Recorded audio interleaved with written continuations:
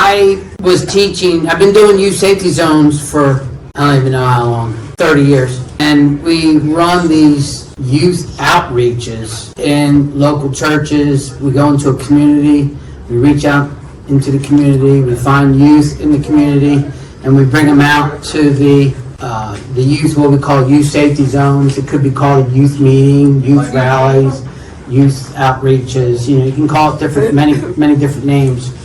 We title ours youth safety zones.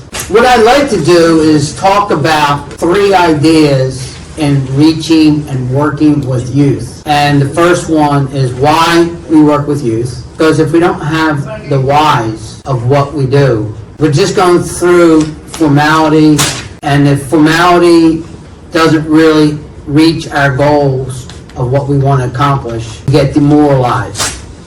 So if we have the proper whys, that will carry us through on when we have problems working with youth. So you have to know the whys. So we're going to walk through the whys real quick, and we can put the second slide up.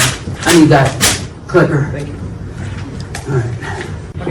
So whys teach us all the things we do in reaching youth and the philosophy behind it all. You can turn that audio off. And all the philosophy behind of what we're doing. That's the whys. The whys will carry you through. It's the most important thing there is in working with youth. So, we do a lot of... Is it still running there? You let the video go, but not the audio? Okay. Okay, so my number 1 point for why is evangelism, to evangelize. John 4:4, you are of God, little children, and have overcome them, because he who is in you is greater than he is in the world. Listen, to evangelize, to reach inner city students for the gospel. That's really what we want to accomplish. Let's turn it back to that video again. Can we turn that video back? Was that on slide 1? Getting a lot of blank stares there. So we're working with youth here. It's Associate Evangelist of mine, Sam Fry. We reach the kids out in the street with the literature. We invite them out to the youth rallies, called the youth rallies youth safety zones. You turned it off. Okay.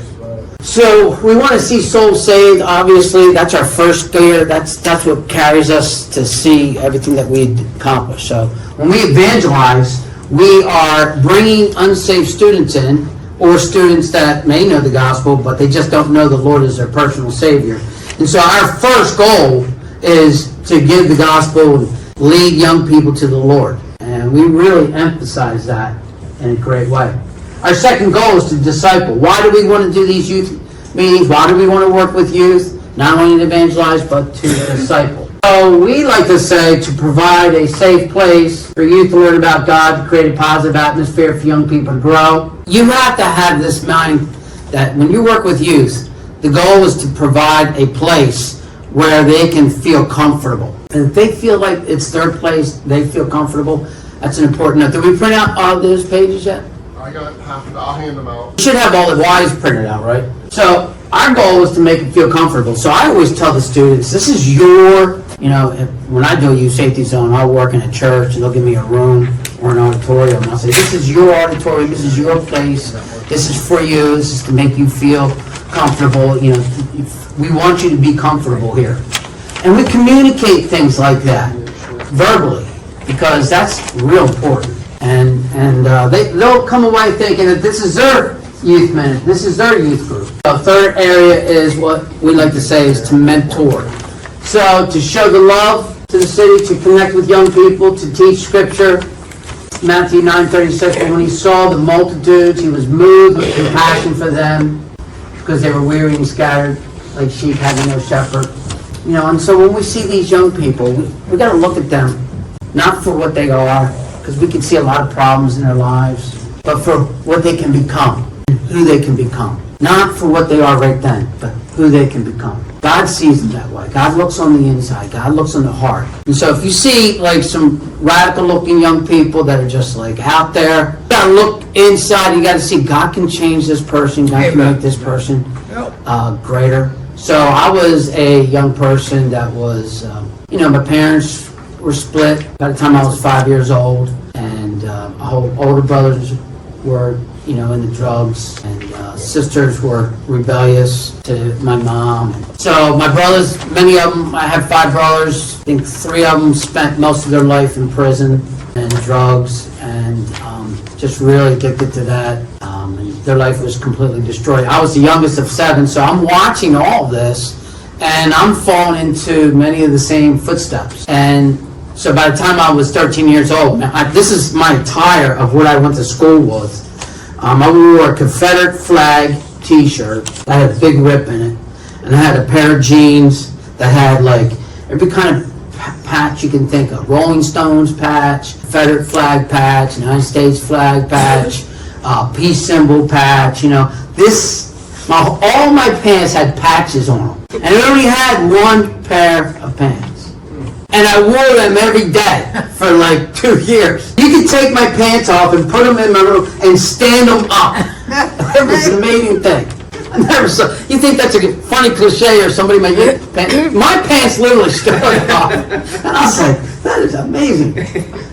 So, and I just walked the halls, and I was a wallflower, the wall was my best friend, and in the hallways. And I discerned that students were laughing at me, and I knew I didn't have any friends, and I didn't have hygiene correctly. My hair was just so greasy and so lost, and never used a brush in my life, and had long, straggly, greasy hair, and I never went to the dentist for the first 12 years of my life. They took me to a dentist chair. I was there for like 4 months, and they're like, yeah, well, we'll have to see you in 2 days. We'll let the pain wear off. And they were like, well, we did so much work, we can't even finish all the problems. And we'll have to continue that when you're like 40 years old or something like that. And I was like, okay.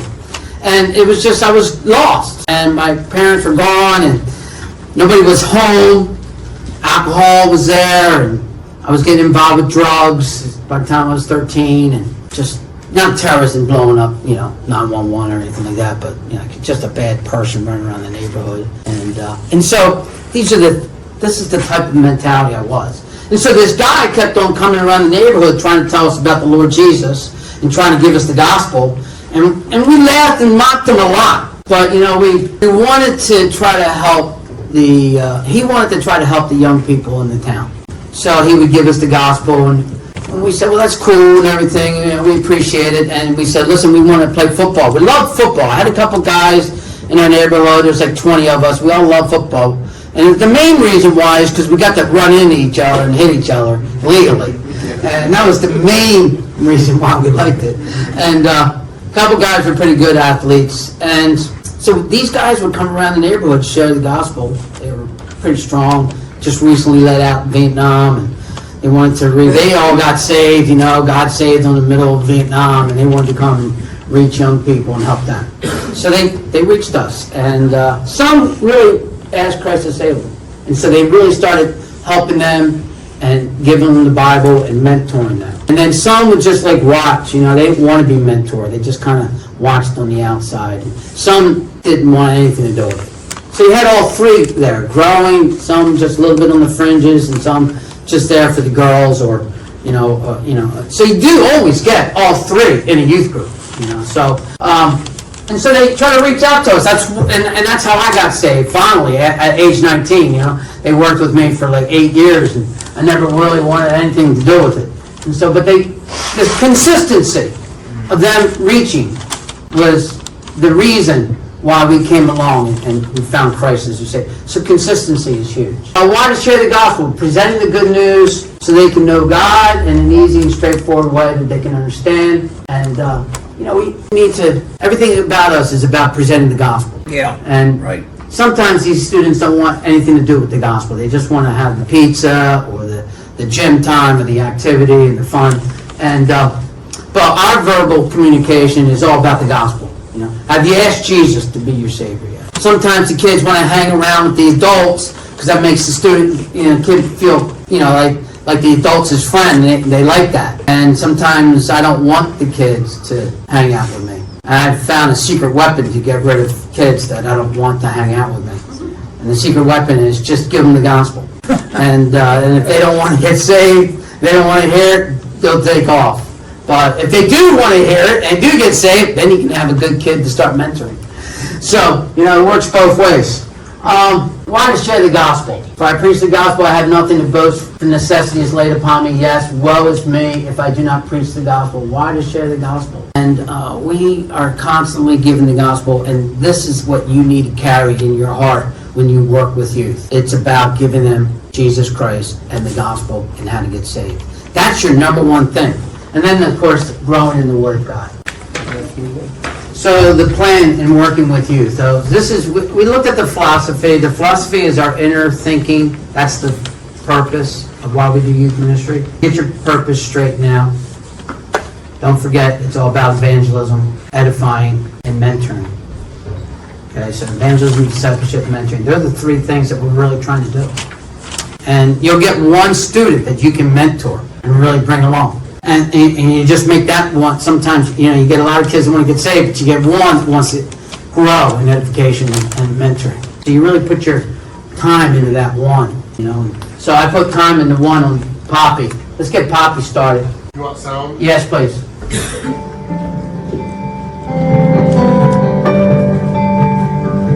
wonder if it's going to come up. No, this is just Poppy's story is here, but it's not in this video. We're going to go to the next one. I don't think Poppy's coming up on this. Turn that video off. Poppy might pop up later. Okay. So what? Outreach to the urban youth. Act as an anchor between the community and the church. Works to bring the community together. So, our youth ministry, your youth ministry here is a bus ministry. It's a Sunday school ministry. It's a Sunday evening, Wednesday evening ministry. This is going to, people are going to hear about it. And they're going to say, okay, that church there does what? X, Wednesday evening, Sunday evening. They bring young people in. They talk to them about the gospel. So you are creating an outreach to the area. Overview of the event, exciting activities, food, gospel presentations, personal counseling prizes, meeting social needs, creates an inviting atmosphere for young people. So when you do a youth ministry, you should be thinking about, I got to have these connections in my ministry when I'm working with youth. So when the youth know about your meeting, they know there's going to be an activity there. Food's extremely important. They know in advance that when they come to that church or that youth meeting, it's going to be a gospel presentation. They should know that counseling to receive Christ as their Savior is going to be happening there. You always have to have prizes. We don't really do prizes. We do gifts to help young people with their development as a young person. So we give out footballs, basketballs, writing tablets, pens. We're always trying to get jewelry for the women. We give out clothing, socks. Everybody gets as many new socks that they want. If they need some school supplies, we give out school supplies to them. Books, pens, writing utensils, other books they can read. Give out some tech equipment to help them with their, kids today are into tech, so they like to have their tech upgraded. And so we give them a lot of Bluetooth stuff, Bluetooth headphones, etc. Opportunity to serve local churches to minister to youth. Okay, this is a youth safety zone presentation that I do for churches. I think this is my training of everything that we do in my discipleship. But we'll see what happens in the next one on the how. So, open and safe environment. So it's important to have a place where you feel like they feel like they're safe. And so you have a room, a youth room, you got to invest in that youth room. Maybe put up flyers, posters, and they look around, they see things in that room, and they're like, oh, that communicates a place. This is a safe place for me. And so buying posters and making posters with a message on it. We say youth safety zone. They know that this is a safe place. Whatever you want to call your youth group, maybe you have other messages. We love the Lord Jesus. Different messages that you have, and you'll see Pastor Shadini is always bringing messages up in the auditorium. He's putting something. I'll pray for revival or whatever. You want to have these messages being communicated to your young people. So if you invest into your room, you're going to find that students are going to like to hang out there. And they'll feel like that's their place. It's a safe place. We're going to put up the how. So I found that if you can get one young person and you mentor them, they'll spread the news to other young people that this is a good thing. So a couple concepts about that. When we run a youth safety zone, we let the kids come in for the first 30 minutes. They can just do whatever they want to do. They want to sit down and talk to their friends, that's great. If they want to play a game, maybe you got ping pong, that's good. If you have like a Wii game set up on TV, you know, they can do that. If they want to have help, we give out Bible studies. Every young person that comes into the youth room, they get a Bible study. And we use Source of Life Ministries out of Madison, Georgia for our Bible studies. They read a story, they fill out questions, they have puzzles, and everybody gets Bible studies all the time. We tell them, you know, some kids don't know what to do. They come in, they're just like, I don't know what to do. So here's a Bible study. Check it out, read the story, fill out the questions. Like, I can check it afterwards. So some leaders, youth leaders, if you're a youth leader in a youth room and you're not the main leader, you come alongside a young person and check out their Bible studies. Source of Life Ministries, write that down. Madison, Georgia, they give out free Bible studies for children and for teenagers. And they're excellent material. You'll like that. So, you know, the first concept is the kids can have freedom. We don't slam them in the seats, we're going to get started. Right. We want them to feel comfortable to be with us. This is where youth leaders come alongside, sit down with them, and they'll say, hey, what's your name? How's things going? We like women talking to girls. You know, that's the best way to do it. Couple principles about that. You might want to share the word. When guys talking to girls, we like to teach the guys not to get too close to the girls. You know, to specifically understand that, because the tendency is, like, if I had a girl come in, she don't know me, and I'm like spending a lot of time with her, talking to her, getting to know her name, you know, what street she lives on, what school she goes to, where she goes, all that stuff. You know, that can get to be too personal. But we can have a lady come alongside and ask those questions. If I see that we have some girls that are very interested in our youth ministry, and I want to develop a relationship with them, mentoring them, I usually have like a boundary. I try not to get too close, you know, 4 feet away, ask questions. We like to, if we're trying to find some young people and we really want to develop a relationship with them, and a main leader talks to the girl, it's okay. But it's not the best, but you know, obviously you have to do it, so you have some standards, you don't get too close to them. When we hand out flyers, sometimes you hand out flyers on the streets or to the kids for the bus run, different things like that. You see maybe 2 or 3 girls, we let the girls come to the guy, all right? We don't have guys going to girls. Now, if the girl is 2 or 3 feet away, a guy can go to the girl. You know, if the girl's over there on the other side of the street or something like that, we don't want to be like busting the street down to get over to the girls. Now, guys, we'll bust the street down, talk to the guys, slap 5 with the guys, have fun time with the guys. Guys with guys is good. Girls with guys isn't the best situation, but it's not as risky as a guy with a girl. So, you know, and as we live in a strange day, these are good things. We have found in youth ministry that we want the parents to come to the youth meeting, because there's so many things going on today that it's difficult to be able to do youth ministry without being caught in somebody's disagreement of how you do something. So we found that we hand out flyers, and on the flyers it said parents are invited, and some parents don't let their kids go to youth group unless they can come. Right. You know, because they don't trust anybody about anything. That's fine. They come in, they're very distrustful of you, but they're trying to learn about you. And then we tell some kids, hey, make sure, you know, parents are invited. We'd love to have your parents come out. And so parents will come out once, or maybe multiple times, or maybe all the time. Different parents do different things. We tell the parent that this is a youth ministry. This isn't for parents. Parents are invited. Parents can watch, but we're not asking the parents to come up and do the activities. You know, who can do the most push-ups? We got like a 65-year-old lady coming up. I'll take on anybody. I'm like, yeah, okay. You can have a seat. This is just for teenagers. I'm not kidding you. One time I had a 65-year-old lady come up, and she wanted to do all the sit-up, push-up contests that we were having that time. Oh boy. It was crazy. But you get that when you invite parents. The parents sometimes think it's for them. It's just for them to watch. So when we do youth ministry, we have a lot of children that have older brothers and sisters. So if I go up to a child and say, hey, I'd like to invite you out to our youth safety zone. We have an elementary program, a kids safety zone. And then if you have older brothers and sisters, you can bring them out. They can go to the youth safety zone. And by the way, your parents are invited. Now we have parents, we got a mom, we got a teenager, we got an elementary coming, and they're coming to a youth group meeting. Okay? So now the youth group meeting is what we recognize as generational. We have multi-generations there. But we're mainly just shooting for a certain age, 12 through 18. But we have 9, 10, 11-year-olds, and we have, older adults there.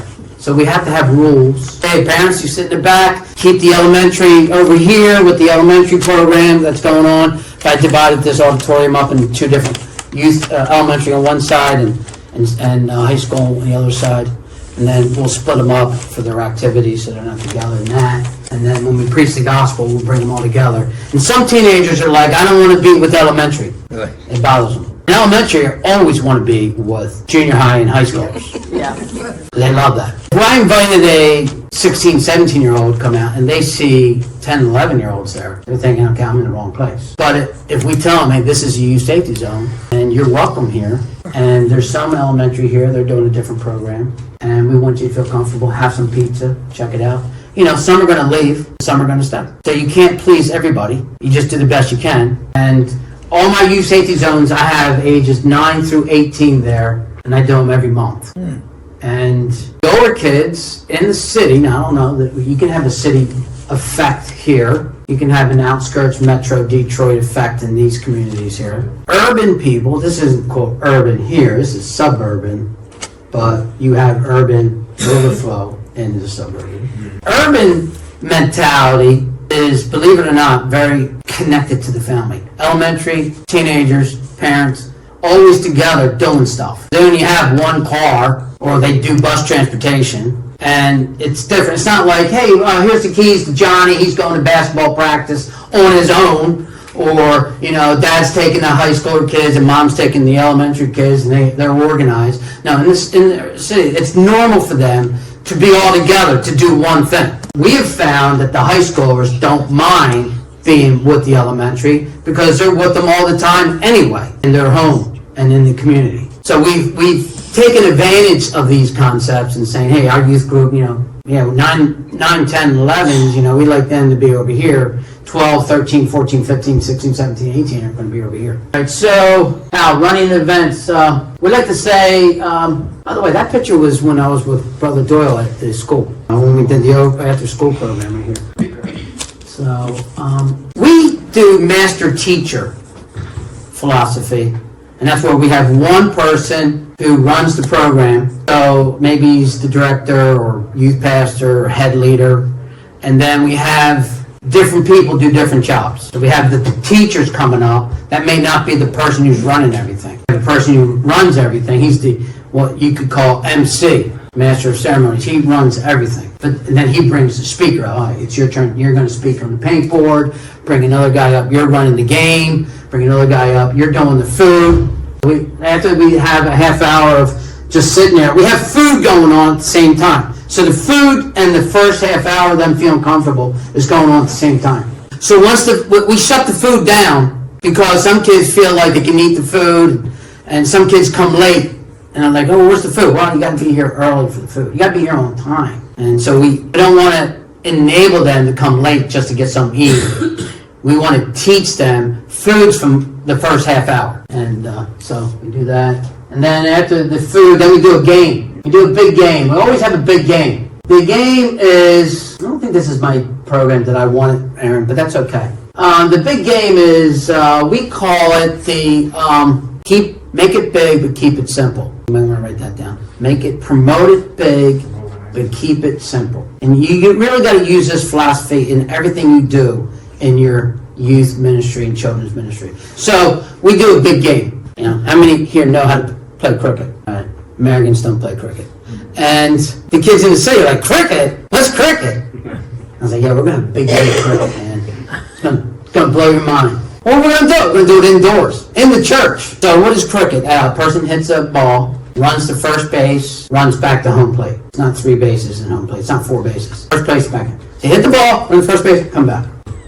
And in cricket, as long as you don't get out, you catch the fly ball, that's an out. Or if it's not a fly ball, you got to get to the pitcher. The pitcher's got to throw the ball and hit in cricket, they have a wooden stand there, and you got to hit that. That's how they get out. We put a chair. We hit the chair. And we got a chair. It's 25 feet away with the wiffle ball, which has a little curve. You got to be an expert wiffle ball pitcher. So the kids come and they're like, they never played before. All right, let's do it. And everybody bats. It's not 3 outs, you're out. Everybody bat. And you can bat as many times as you want as long as you don't get out. So you can get like 6 runs, 12 runs. That's why when you hear scores in cricket, it's like 527 to 1,012. Why? Because the guys can continue to hit. I don't know how many innings they play. They play like 5 innings or something. And they can go over 3 days, One game is 3 days, in real cricket. So, because it's a lot of fun. Cricket is actually a very fun sport. So the kids play cricket. Everybody bats. It's a group. It's not like the 3 best guys are going to bat. Everybody bats. And then so you can do that twice. So if everybody bats twice, that's 4 times. That's a lot of cricket. In a church room. So that'll take about 30 minutes. So I just promoted a very big activity. You're thinking I got to play? I'm promoting it big. I bought a $1.99 bat and a ball at Five Below, and that's all I invested into this game. But I promoted it. So when you do your youth ministry, you want to get an event, you want to promote it big, but you want to keep it simple. You don't want to have neon lights. You don't want to have to say, by the way, after we get done our game, we're going to go to the Six Flags and we're going to be riding roller coasters for the next 6 hours, and we're going to spend $300. No. Yeah. No, you promote it big verbally, then it's a very simplistic thing. Food, very simplistic. Activity, very simplistic. And then we always do activities. Why? Because kids, not only do they need to get rid of energy to help them sit down better, to listen to you, but the activity is for you as a leader to be next to the student, and you're doing something together. So we call that breaking down barriers that students have. Students bring up barriers in their hearts. I don't trust anybody. Parents yell at me. My neighbor robbed me. Kids beat me up. I have a horrible life. I don't trust. They got barriers. They got walls. Hey, let me come into your life. Yeah, you're another person who I don't trust. Absolutely. So, hey, come on. Okay, here, have some pizza. So we bribe them with food. Yeah. Have some pizza. Okay, so they still don't trust me. Hey, let's do an activity together, and we'll play a game. Now they have to work as a team. Get the ball to me, talk to me, have fun, stop, high five, and we have a winner team, and girls against the guys, or the leaders against the students, or the best team against the greatest team, whatever, and so we always team, and then what happens is a little bit of the wall that they have comes down a little bit. Some of the bricks come down. Just enough to say, hey, I'm your friend. So having a game is important, because it's not about, some people say, oh, it's a game, it's all about a game ministry. What's the next big game? I hear this philosophy, our ministry is all about, our ministry is about discipleship and studying the Word of God. When we get together, we're going to open up the Bible. No game. I hear that a lot. And some guys are like, our whole entire ministry is about a game. We're just going to play basketball the whole entire time we're there. Okay, so that's not right either. You want to have an activity, you want to have a game, you want to invest into that. The kids know, when I go to that, there's an activity. Some of those kids are coming there just for the game. So, and we like dodgeball. We do dodgeball outside. Kids love dodgeball. So love throwing balls at people. It's always fun. And so that's definitely, big time game. Dodgeball. Then we do football. Little football game. I could play football in here. Run through the pews. Kids running into each other. Crashing. Little soft, Nerf football, and kids like that, or do a little basketball dribble in between the things here, try to take the ball off of me. You can make whatever you want, have fun with the kids. If you don't like having fun with students and kids, you don't need to be in youth ministry. If you don't want to do stuff like, hey, let's play cricket, let's do the basketball, you got to have somebody in your youth group that likes to do that as a leader. And not all leaders, some leaders look at me like, okay, I will never do that, ever. Yeah, we got a job for you. You're serving pizza. Making sure kids don't take more than 2 slices. Okay, that's your job over there. You hang out next to that. I don't feel used. Okay, well, we know you're not going to do the football games, so do the pizza. It's okay. And then we have somebody say, hey, your job is to get Bible studies to every student that comes in here. Get them in there, give it to them, make sure. So you have different little jobs that the leaders can work together as a team. So I think of youth ministry, and for you guys, you're going to have problems. So we have a rule. We have problems. So the kids come to the meeting, and sometimes we have big groups, sometimes we have little groups. Okay, our goal, 25 students. Most of the time we have 50, 75 students. Sometimes we bottom out with 30 and 25. So when you get like 50 students in one room, ages 10 through 18, and you got parents in the back watching, and you got youth leaders around. You got a big group there, 60, 70 people, and you're working it, doing all these things. Promote it big, keep it simple, food, free time going on, activity going on. All right, we're going to get together. We got a Bible study now. We call the Bible study a gospel presentation. So I do a paintboard gospel presentation. It doesn't matter. You come up to a skit, come up and do the paintboard, come up, open up the Bible, do tricks, stuff like that. If you whatever, you're bringing a gospel message. So it's time for a gospel presentation. Every kid that walks in that building knows there's going to be a gospel presentation before they come into that room. Nobody's coming in here surprised. What? You're going to be teaching the Bible? I'm a Muslim. I can't do that. So they know when they walk in, we're going to do that. So some kids are like, they say I'm a Muslim. I'm a Muslim. I can't do this. And we say, no, it's okay. Muslims are allowed to hear this. Oh, really? Yeah, it's okay. Oh, okay. Because they think that we have a rule against Muslims. No, we like Muslims to come to hear the message. Once you let them know that they're allowed to hear this, it's like, oh, okay. But sometimes they'll go home and tell their mom and dad, yeah, the man at the church told us about Jesus. And then mom and dad who are Muslim might smack them around a little bit. But we want them to know before they enter in the building, this is a gospel message. So we have one rule. All we do is one rule. So we always start out our youth meeting. We get them all together and we say, all right, we got one big rule here. And that rule is no one's talking while the person up front here, the speaker, is talking. If you're talking while we're talking, then we're not going to be able to communicate correctly what we want to tell you. That's going to make our message go longer. It's going to bother the speaker, So now these kids are unchurched kids. They're not very well church kids, so they're going to talk. So you made a rule, no talking while they're talking, and they're going to talk. Small whispering is okay. Not like so dogmatic that we have to kick people out because, the kids are talking a little bit. At least they're alive and breathing and not falling asleep or staring at their phone. They got small. It's okay. So you have to have a little bit of perspective of saying it's okay for small chit chat between some. Now some raise it up, and they're pulling the kid's hair next to them, or if you're talking about a sensitive topic, maybe boy-girl relationships, you see kids laughing and snickering and stuff like that. And so you have to bring them back and say, all right, we have one rule. If you're talking while I'm talking, you're not, we always say, we tell them about love first. You're not in trouble. No one's upset with you. Nobody's angry at you. Tell them these 3 things. Not in trouble, no one's upset, no one's angry. And we tell them that before we tell them the rule. We say, now, if you break the rule, we're going to ask you to leave. We don't have a principal's office to send you down there. We don't have detention after school to send you there. We can't send a note home to your mom and dad that you're in trouble with us. Now, our number 1 rule is if you break the rule, you're going to have to leave. Okay, you're welcome to come back. It's not like you're suspended for a year or 6 months, unless of course they beat up each other and the cops come. We had that happen quite a few times. Not because I wanted the cops, because some of the youth leaders got so afraid they were like, okay, we got to call the cops, And so I'm like, okay, we don't have to call the cops. It's okay. So, but if we had kids beating each other up, then obviously we might say you might not want to come back the next time. You want to take that one break off, at least one break off. But everybody else, it's like you're not in trouble. You're allowed to come back. So we say, all right, we got some kids talking. Say some kids talking. They're really going to town. And you got 2, 3 kids going on. They got a whole pew. They're taking over, and everyone's in there. So all right, then you know about our rule, right? If you're talking and we ask you to stop and you don't stop, you're going to have to leave. We're about to.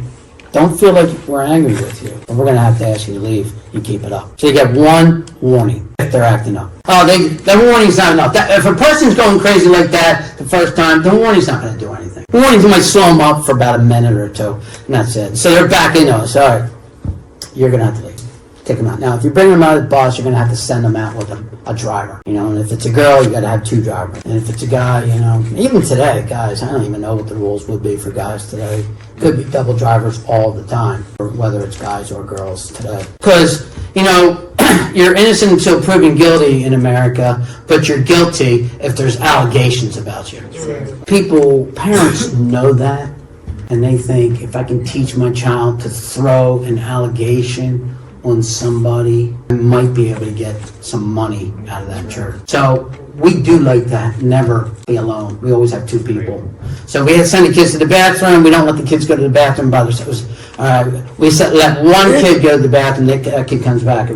If even that, sometimes we have to send, if it's 2 kids going, we'll send a leader to stand outside, and then, but the bathroom thing is really, we try not to major on the problem with it, but for some reason kids just feel like bathrooms are like first base and trying to figure out how to get around the building. It's like, I gotta know where the bathroom is. So we try not to make a big deal out of it, but you do gotta be careful about it. Leaders watching what's going on, who's going in and out of the bathroom. If it's in the meeting, we tell them once the meeting starts, there's no more bathroom walks. And then we say, put your phones away.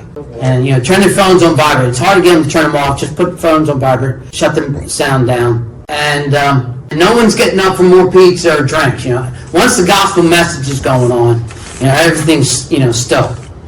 And so free time, they can walk around, go to the bathroom, get food. Game time, most of them don't want to leave on that because they want to do the game. And then gospel message time. There are 3 things. And then we have counseling. So every message we do counseling. So we're like, okay, so when we do counseling, we ask you to ask Christ to be your Savior. That's the most important decision you can ever make in your life. And if you would like to ask that, we want to talk to you about it. We'd like to pray with you, give you some scripture, give you a Bible if you don't have a Bible, and pray with you and make sure you know what you're doing. We call that counseling. We may not say the word counseling in front of the students. We may just say, if you'd like to ask the Lord Jesus to be your Savior, we'd like to talk to you. For leaders, we say counseling, but for the students, we may not use that word. So, and then we'll have a room where they can go into, and then we'll break it up. Girls with girls and guys with guys for the leaders and all that stuff. So, you asked Christ to save you before, you don't have to come to this counseling. This is the first time you're doing this? Great. If you have any questions that you want to talk to me about, or my leaders, and any kind of question, where you're going to go when you die, what happens when you die, what's hell like, any questions you want, you can come to the counseling and ask any question. And we get every question you can think of. Am I going to hell? I beat up this kid. Am I going to hell? I stole these things. Am I going to hell? The kids, you won't believe the questions they have. It'll blow your mind. So the counselors. Not everybody in your youth ministry leaders will do the counseling. Only those that really enjoy going through the gospel, working with the leaders on that.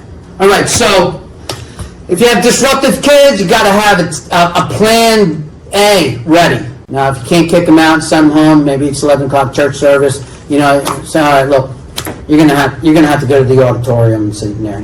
That's too much. That's disruptive there. Then you're going to have a seat in the hallway or something like that, But we can't let the disruptive person take control of the gospel message in the youth room. We can't take on the philosophy. It's okay, whatever. We just want to love them. Let them sit in the back. Sometimes, if I notice there's a parent there and there's an elementary kid there who just can't stop talking, his talking and problem isn't as his intent isn't like the teenager's intent. So elementary, we may send in the back just to have a seat back there on their own, in the back room, because they're causing a problem. But for teenagers, their intent when they talk can be a little bit more disruptive. And so we give them one warning, then we ask them to leave. So we don't make a big thing out. We don't try to say, if I kick this kid out, he'll never come back. Just say, what? If he never comes back, well, then that's the way it is. But, we want to be as loving as possible to them. And but we can't let them trump and dictate our atmosphere. So you have to have that rule in advance. And Now, if you only have 2 kids in the youth group and one's being bad, well then I guess you can have, all right, we're going to preach to the bad kid meeting. You don't have to kick them out. We're just going to have straight up hard preaching for all you 2 in the youth group. And I guess that could be possible. You know, I guess that could be possible. So you do want to adapt your roles for how many people are in your room. You know, if you're under 5 and you're kicking out 2, you know, then you might want to say, let's just have a special meeting just for these 2 and take them in a room, and somebody who has like severe case of halitosis can talk to them. You know, get Charlie. Charlie's got halitosis. I worked with Charlie. He had halitosis real bad. I mean, he was one of the magnificent. I'm all done. This is my last illustration.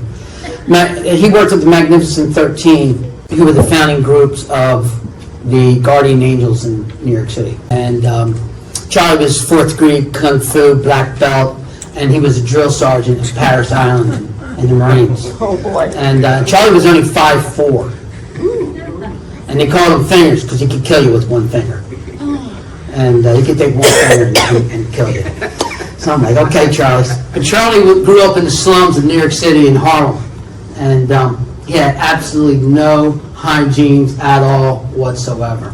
And he had the worst case of halitosis I've ever had in my life. I still have shivers when I think about it. And you talk to Charlie, man, and he'd be like, okay, I need to get some Tylenol or something, you know. And so we always had bad kids. I worked at this camp. I was a camp director. You're like this. I was camp director at Word of Life Camps, Mario. And I was their director for the camp. And I did that for like 3 years. And camp ministry, I love camp ministry. But we would get bad kids on the camp. And you can't kick a bad kid out of the camp. Oh, you're going home, you know. It's Monday, camp's over on Saturday, kicking them out on Monday. It's like, okay, yeah, this ain't gonna work. So we have to have a special room. So this kid was a senator's son. So senator's sons, U.S. senator's sons, think they got special permission, they can do whatever they want. So this kid was beating up, he was like 14 years old, he was beating up the girls. Putting girls in headlocks, beating them up, and we're like, okay, this is not gonna happen in our camp. You can't send a U.S. Senator kid home. We don't even know where the U.S. Senator is, he's not even home. You know, and so it's like, all right, what are we gonna do with this kid? So we're like, all right, this is a job for Charlie. Job, yeah, he loved jobs, he loved mission. Charlie, I got a mission for you, what's that? We got this kid. He's bad. Every word that comes out of his mouth is a curse word. And he beats up girls. Okay. Smokes cigarettes. We caught him with cigarettes. We caught him with marijuana. This kid's just trouble. I think he tried to burn down the cabin. You know, it's just trouble. So this is our job. We're putting him in a room. Locking the door. No windows in his room. And that's where he's staying for the rest of the week. Your job is to sit there with him and preach as much as you want. Really? Anything you want to talk about, Charlie. Preach as much as you want. Straight, you put a chair right in front of him and preach away. 12 hours a day. 5 days. Charlie like, man, I was in heaven. We never even checked up on Charlie. We're like, you got it. See you later. I'll see you in 5 days. Because what was he going to check out? Charlie would say, everything's going great. And we see the kid in there, you know, he's looking for oxygen. And I'm not kidding you. That kid, Charlie gassed that kid to death. And if the words didn't beat him up, the halitosis did. So, I guess you could have a special room for a kid that you don't want to kick out at church, you know. You can have the halitosis room, you know, pastor's office or something like that. Maybe you have a question or a thought or comment. I can answer real quick. How long did it last with Charlie? About 2 hours? That kid break down No, that kid was resistant. It took off. That kid stayed there. the whole week. Yeah, he was there for 2 weeks. We gave him 6 days. It got bad. We locked him up. We put him in jail, basically. Wow. Yeah, when you do camps, you get some wild kids. Oh, yeah. We had kids demon-possessed. We had kids that... We had this one kid that kept on calling bombs on the camp. Bomb threats. So, you know, state police would always have to come, and we have to put everybody in the fire escape, you know, outings and tennis courts, and then they would have to search the island for the bomb. And first time we did that, we didn't know what to do. We were like, okay, so we had to do the bomb check. Takes like an hour and a half. And then second time it happened, the first time the cops told us that call came from your camp. So we were like, well, where do we have payphones at? So we had one payphone.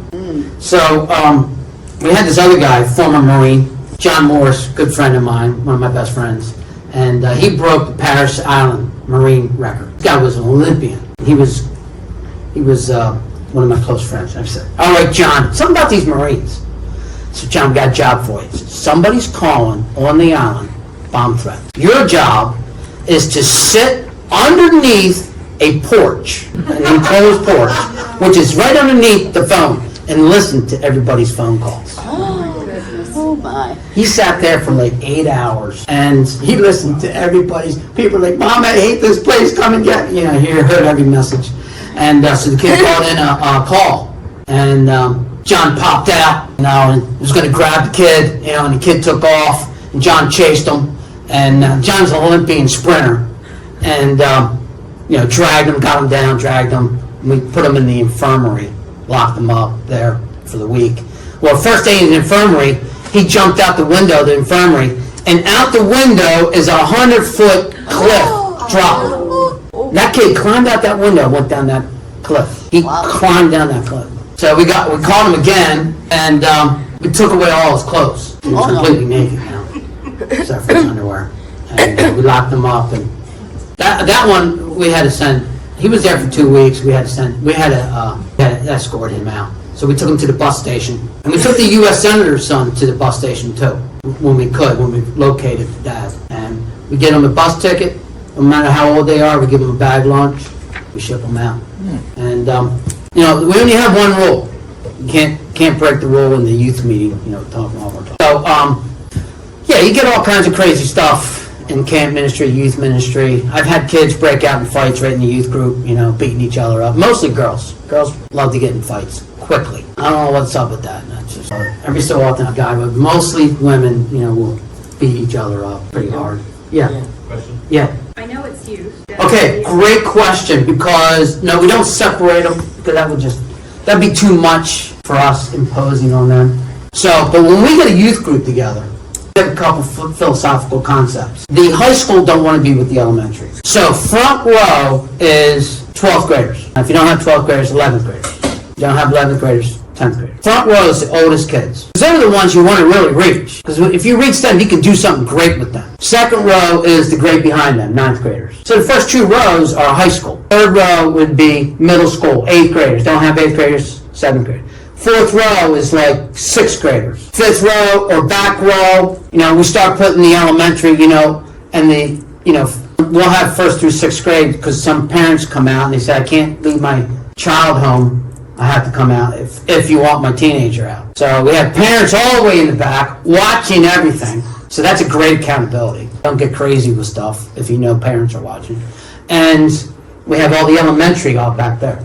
And if we have a nursery, sometimes we send the babies back there. Sometimes teenagers have babies, and they're like, can I bring my baby? And we're like, yeah, you can bring it. And we'll put somebody in the nursery with the baby. So what that does, the high schoolers, if they become disruptive, that's really disruptive.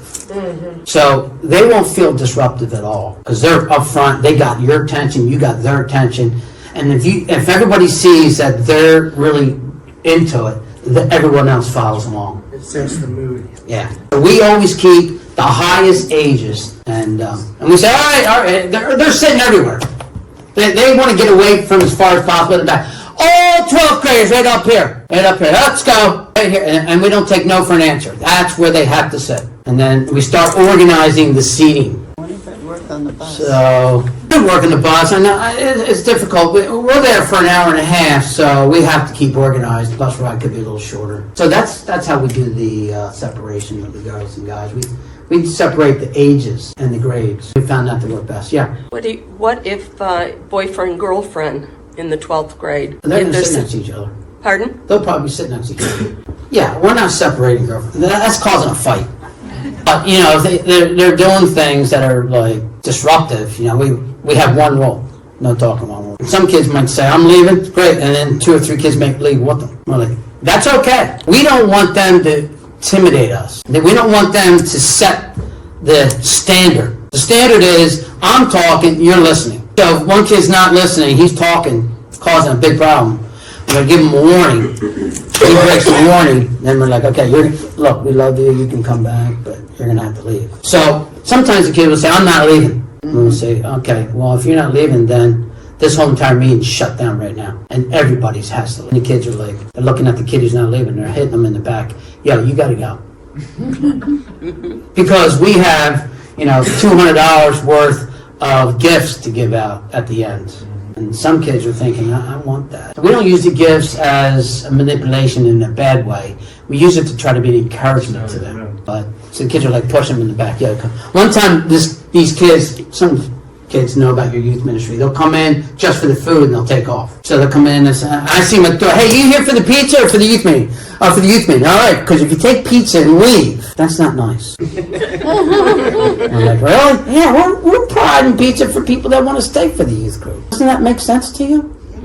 Yeah, it does, yeah. Can I have a piece of pizza? I'm leaving for football practice. Of course you can have a piece of pizza. Just don't think you can come in here and get pizza and leave. We give them the pizza, but we teach them. We're always teaching them the philosophy of our rules. Not to be too hard about it, but we always teach them. One time the kids came in, they grabbed a whole bunch of cookies. We had big Panera pastry cookies. Grabbed a whole bunch of cookies, took all of them. This one kid came in, took them all, filling up his pockets and jacket, and took them all. And he ran out the door, and he ran into my wife.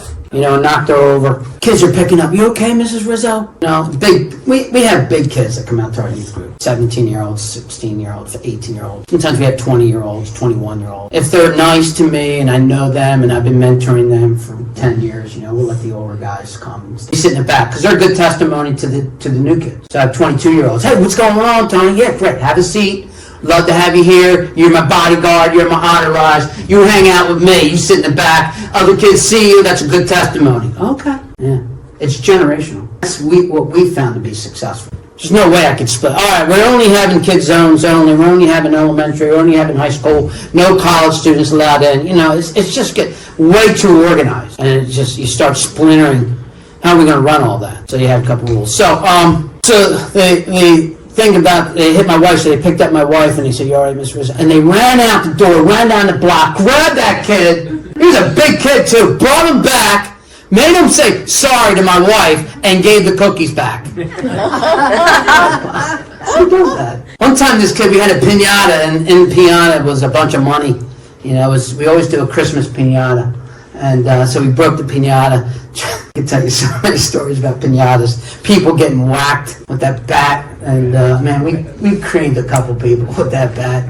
Anyway, this one kid broke the piñata. And this kid was so quick. I never saw a person so quick in my life. So we had about 50 kids. They're all standing around 8-10 feet away from the piñata. The piñata breaks, comes down. This kid's in the back, leaps over a pew like this. Like a deer, lightning, leaps over that pew, grabs that piñata, runs out the front door, takes off with the whole piñata. And none of the kids saw it, and they all piled in. We're pulling the kids off, where's the piñata? And one kid's like, oh, we saw Jeffrey take it. Jeffrey ran and took the piñata? Yeah, he took it before we all jumped in the middle. Wow, that happened so fast. So I ran out the door, I saw Jeffrey down and said, you get back here with that piñata, right? He's looking at me, he's a block away. You don't get back here with that piñata. I'm sending all 50 kids out to go get you. Because they want that piñata. He came back, here's your piñata. Because he knew those kids would beat him up first chance they get. That's what we do in the city. He goes, here's your piñata, Mr. Rizzo. I said, and all the money, too. He's pulling out 1s and 5s, gave them to me. I said, all right. I said, here's a 1 for you, and here's a piece of candy. I said, don't you do that again. So we had to throw the piñata in the middle, and everybody jumped on it. And, oh, yeah. Dude, we've almost seen it all. So, we did a piñata at your youth group one time. Yeah. Well, anyway, we call it Mexican Christmas. We used to do Mexican Christmas. We had piñata and tacos. And so the kids would say, well, you meet the kids on the street, come to our Mexican Christmas party? They would say, well, I'm not Mexican, so I'm not coming. Well, you don't have to be a Mexican to come to youth. then kids will say, do I have to be a Mexican to come to your Mexican? You don't have to. This is just a theme. Kids take it so literal because they've never been at one, ever. So, but yeah, so we still do the pinata. We still do that. And, all right, quickly, we're all done? All right, I know you have many problems and situations, but maybe you wrote down a couple concepts to help you with your youth ministry on how to run things. Yeah. I'm sorry, I just need to ask one question. What if you have one problem kid and he comes and he doesn't want to be here because other kids are picking on him? How do you solve that problem? Yeah. Well, kids are going to make their own choices ultimately. So if he's coming for whatever reason, and there's people are picking on him, I have a big, we call our program safety zone. So every safety zone, we have a big announcement. Welcome to our safety zone. This is a safe place. Outside these doors is the danger zone. People beating each other up, selling drugs, guns, all kinds of bad things happening out there. In here is the safety zone. We're not picking on people. We're not making fun. We're not hitting each other. We're not bullying one another. This is a safety zone. You can use that for your concept. This is our place of safety. So there'll be a kid, the kids will tell you, well, that person's picking on you, and you may identify, hey, this is a safety zone. Knock it off. This is God's house. No lying, cheating, or stealing, or beating up people in God's house. And they never heard of that concept. This is God's house. We're not cheating or stealing or hurting people in this place. And they're like, these are all brand new concepts. They're like, oh, okay. This is a place where we don't hurt people? Yeah, this is God's house. This is a church. This is a youth safety zone. So we lay that on them. And if they're resistant to that, those kids don't want to be. The kids will respect you as a leader if you not only respect them, but also, lay the ideas down, the concepts of why you're running your youth ministry. Probably went over why. And so that's what I do. And you're never going to fully extinguish it 100%, but you can extinguish it a lot. And then the kid who's getting picked on feels validated and happy. And they're still going to pick on him when they go out into the danger zone. But in there, he knows this is a comfortable place. That's going to tell him, when I go there, there's people who like me. I'm not going to get picked on. I got food waiting for me. There's a crazy activity. So they have all these philosophies going on in their minds because we've been training them, we've been teaching them, and we're saying this is what's happening here. Mentoring part we talked about. That's real good. We've seen the other side of that extreme where we have hypersensitive parents that are calling because some kid looked at my kid and they're saying my kid's getting bullied, and when we investigate it's nothing really there. Yeah, well, I found that to be, all they want is to be heard. Right. That's the main thing. So you got to hear them, and you got to listen to them. And you want, after you're done listening, you got to tell them, look, there's a lot of problems, and we're never going to be able to solve them all. And I'm not saying that your kid's special. We're going to pick on him more. There's problems. We're going to attempt to take care of one problem and solve it. And if we see somebody picking on your kid, we're going to straighten that right out. You see, they want to be heard, want to be validated that they got heard. They want to hear your side of the story after they got done theirs first. And you just tell them, hey, look, we're just doing the best we can. Okay. And we're loving your kid. You bring that love idea in, and they'll be like, yeah, I know you are. Okay. And they're never going to be 100% satisfied. Right. But they're going to be a lot closer to saying, okay, I'm on board with you, because they know that you're at least going to hear them. So a lot of people have a lot of things to say that don't make sense, but if you just listen to them and try to show that you care when you listen to them. I try not to push them off. You get a bad reputation, and that could spread. Yeah. So you want to get the reputation of saying, well, at least they're trying, and they're trying to help my kid. As long as they're trying, they'll normally, you can always have something that's not normally, but they'll normally get on your team.